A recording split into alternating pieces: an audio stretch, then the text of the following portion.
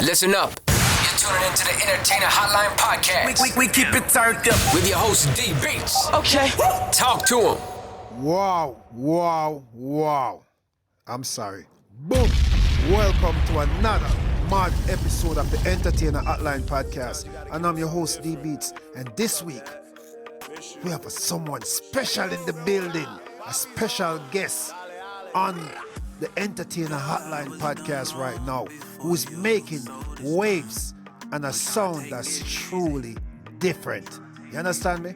And by that, listen to me. Matter of fact, before I even introduce it, just listen to this track real quick. That's something different. Something different. And that's Big Sosa on the Entertainer Hotline Podcast right now. Welcome to the Entertainer Hotline Podcast, Big Sosa. What's going on, bro? Much love, my brother. Love the intro. I'm good. Y'all do solid. From one Caribbean island to the other. But yeah, I'm good. You know, we just dropped the track, and it's doing good, man. You know, got some radio picking it up. Got some more picking it up this week. And, you know, just trying to get it out there, man. Trying to have a big summer. And, of course, we, you know, eventually got to do a video for it as well. True. And that's the reason why I had to give you, not the regular intro, I had to give you something different. That's you know right. what I mean? True. So for those who are just getting to know you, tell us about Big Sosa, where you're from, and when did you first fall in love with music? Of course. So I am from Havana, Cuba, the island of Cuba. Both of my parents, and my mom is a part Indian as well. And growing up, music was always a big part in our house, whether it was Cuban artists. One of my dad's favorite artists growing up was Bob Marley, obviously Celia Cruz, anything in between, as far as from the island aspect of it. When we finally made our way to America, I would say probably around when I was like 12, 13 years old, I started falling in love with hip hop. I liked a lot of East Coast music, you know, the Biggie, the Jay-Z's, the 50 Cents, which is anything that's hot, anything that was dope, I liked it. More recently, I kind of tapped in more with my roots and kind of blending that hip hop with the Afro pop and the dance hall and obviously those Caribbean vibes. And it's a balanced breakfast, man. Sounding really, really good. I'm excited. True. That's what's up, man. And what artists or sound inspire you growing up? I would say, if it was from like the Latin side, it would probably be like Don Omar, you know, Daddy Yankee, from the English side, you know, anything hip hop, the Lil Waynes, the 50 Cents, the Biggies, you know, all that. And then from the island side, probably anything my parents were listening to as well as my own, you know, Pitbull, Flo Rida, recently Spice, Tyler, just anything, you know, that just, I feel like music is a beautiful thing, and anything that, you know, is catchy, makes you want to dance, puts you in a good mood. Those were things that I always gravitated towards. True. Speaking of that, your track Something Different really lives up to its name. What was the vibe or message you were trying to go for when you created it? It was, I wanted to be able to still, you know, have my flow. I like flowing on certain tracks a specific way. I feel like nowadays, you know, lyrics aren't really looked at like we did in the past, but it had to be something catchy. It had to be like the vibe big island energy, big Caribbean energy. I really wanted to have a dance hall Afro pop sound to it. As soon as people heard it, start grooving. And I feel like we did that. The first couple people that I let hear it, not even to be funny, they were like, hey man, this is dope. That was actually not the title of the song at first, but when everything came together, I was like, man, this is really something different. From the cover art, going into the spirituality of it. And just like that, I said, I can't call it nothing else. Something different. That's how it was, man. I think your next track should title Nothing Else. Oh, I like that. And make sure that I'm on the intro. Hey, I was just about to say, we gotta bless him with the intro at the beginning. What? All right, so moving forward. How do you describe your sound to people? What makes Big Sosa Big Sosa? I would say the flow and every song that I try to, recently make, I always wanted to have like a catchy chorus, some dope lyrics. Just as soon as when you hear it, I wanted to come off like, okay, this guy takes this serious. This is dope. I have a bilingual flow, so I'll be rapping in Spanish. Y después empiezo cambiando en español, and then I'll keep going in English, and it's just that smooth transition. And man, you put that with some island Caribbean Afro pop beats. Oh man, you got a dangerous combination, man. You got a dangerous combination. All right. That's mad. And we still on the Entertainer Hotline Podcast. And you know the slogan already, from the grind to the glory. And that's Big Sosa. And he's not even finished giving you his story. So moving forward, Big Sosa, walk us through a typical Big Sosa studio session. Do you write first, vibe first, or do the beat and vocal just come together? What's the process? I would say normally it's gonna go either two ways. It might be one studio session where there's 10 other people in there with me, and it's like a party. We got a footage, a bunch of girls, or it's gonna be one where it's just me and the engineer, and we're just locked in. As far as how it goes, it 100% has to do with the instrumental. I heard Michael Jackson say one day when they asked him, he just thinks the inspiration comes from God. There's just certain songs that as soon as you hear it, it's like that dope outfit that you got. As soon as you hear it, you say, I need that. I want that. And it just starts flowing, man. I can't describe it. I've heard other musicians say it. You could go through 20 beats. As soon as you come to that one that's calling you, it'll just start flowing like a flood, man. It'll just start flowing like a flood. The word. Now, something that I like doing with me is I'll have a version of the song in my head. So so the beat will start playing, and I'll start flowing, and I'll start writing it down.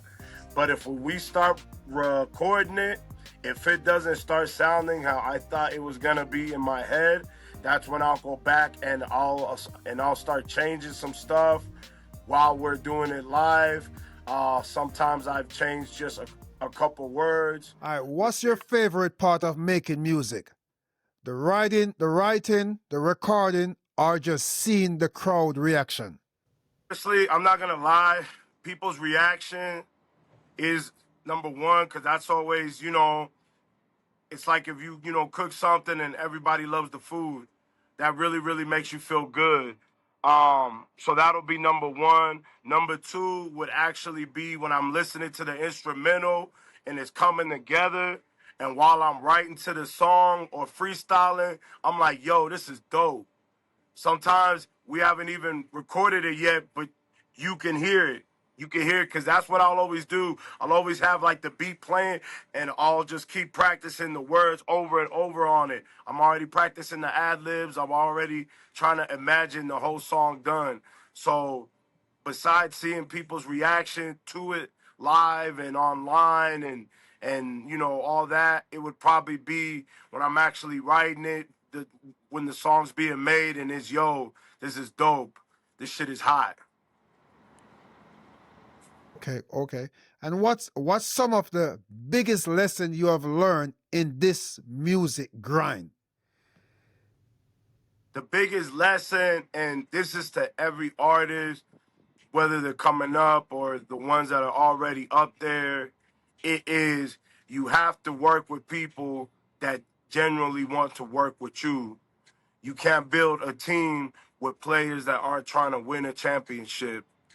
Sometimes it's families, it's friends, it's whoever. At the end of the day, move with the people that see your vision, want to better you, want to help you, etc., etc. Unfortunately, you know, with music, sometimes there's jealousy, sometimes there's other obstacles that's out of our hands. But at the end of the day, it's, you know, stick with the people that are rocking with you, that want to help take you to the next level, and you have to be open to change. I feel like sometimes people are stuck in their ways, especially when something's not working.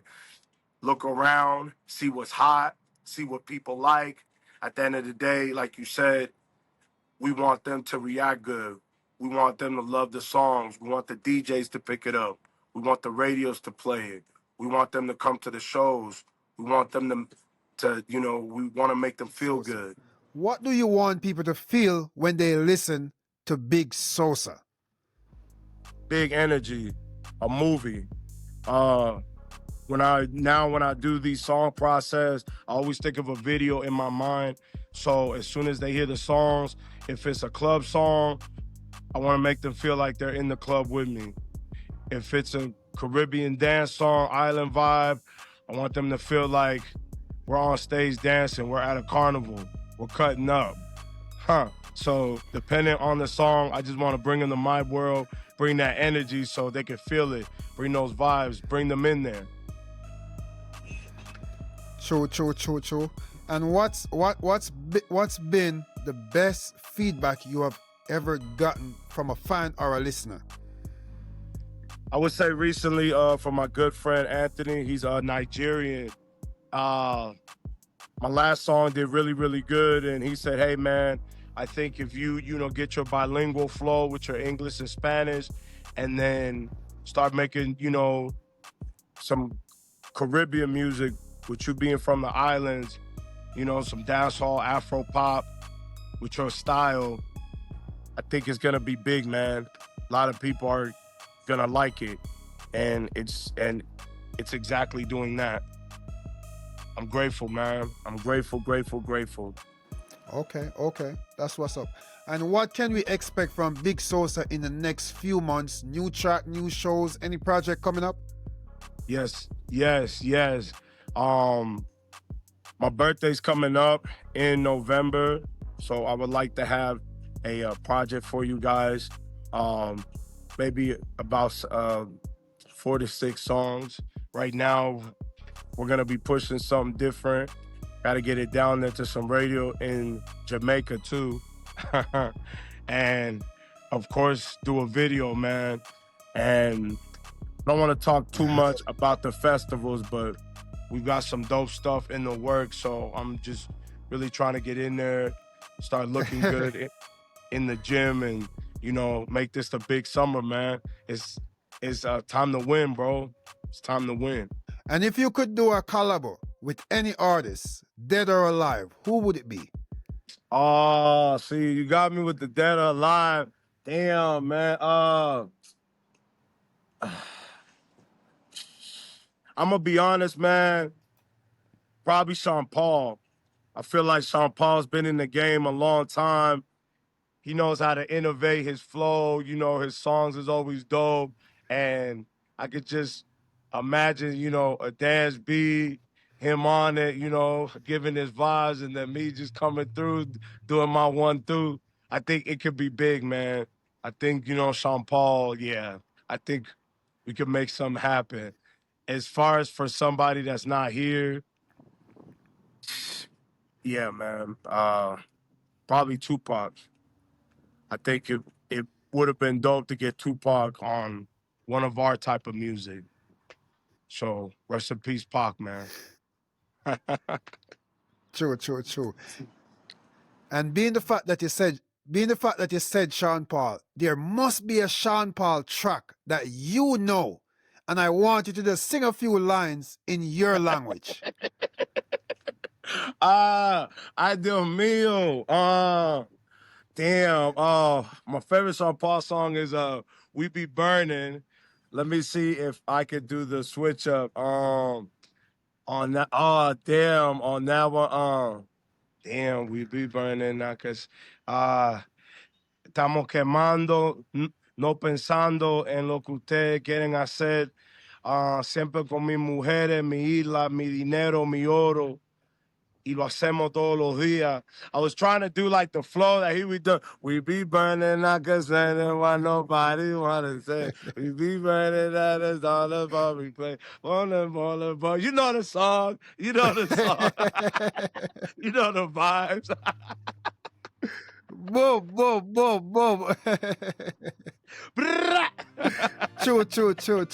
True. So let people know where they can stream your music and how they can follow your journey. Yes, sir. Instagram, TikTok, Big Sosa, the number 1, BSOSA, on Apple Music, SoundCloud. We're actually getting the Spotify back up this week. And obviously YouTube. The YouTube. And yes, Big Sosa, B.SOSA for Big Sosa. Ya tu sabes, you already know. A lot of good stuff is coming, man. And I wanted to give you a quick shout out. This interview's been dope, bro. Keep doing your thing. Big island vibes, big energy, bro. Big blessings to you, man. And that was Big Sosa. It's been a vibe. Thanks for stopping by on the Entertainer Hotline Podcast. And make sure you share the story with us. And listen to me. Y'all don't know already, yo. Go and run it up. Something different. Tap into it. The new wave. Stay tuned. This is the Entertainer Hotline Podcast, where we go from the grind to the glory. And that was Big Sosa. He just gave you his story. Boom. Sorry, much blessings. Same, my brother.